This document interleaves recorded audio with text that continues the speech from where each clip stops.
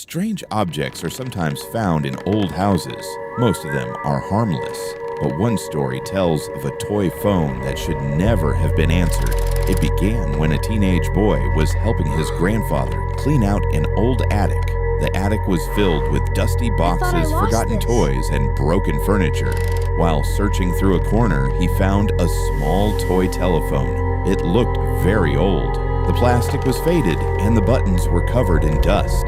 At first, he thought it was just another forgotten toy, so he took it home. That night, he placed the toy phone on a shelf in his bedroom and forgot about it. Everything seemed normal until midnight. Exactly at 12 o'clock, the toy phone started ringing. The sound was loud and strange. The boy froze. He stared at the toy in disbelief. There was no battery inside it. There was no power source. Yet, somehow, it was ringing. After a few moments, curiosity got the better of him. He picked up the receiver. For a second, there was only silence. Then he heard a voice. A little girl whispered softly, "Please don't answer this phone." The line immediately went dead. The boy's heart started racing. He placed the receiver back down, trying to convince himself it was just a prank. But a few seconds later, the phone rang again. This time louder than before. The boy hesitated. Then he answered. The voice returned.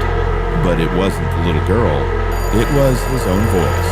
The voice calmly said, "Don't look behind you." The boy dropped the receiver. His hands were shaking. Slowly, he turned around. Nothing was there. The room was completely empty. Relieved, he laughed nervously. Maybe someone was playing a trick on him. Maybe he was imagining things. Then he noticed something strange. The toy phone was no longer on the shelf. It was sitting on his desk, right in front of him. He knew he hadn't moved it. The receiver slowly lifted by itself, and the phone began ringing once again. The boy ran from the room and didn't return until morning. The next day, the toy phone was gone. Nobody could find it. Not in the bedroom, not in the house, nowhere. Years later, the boy still tells the same story, and he swears one detail is true. Some nights, he still hears a phone ringing, even though there is no phone nearby.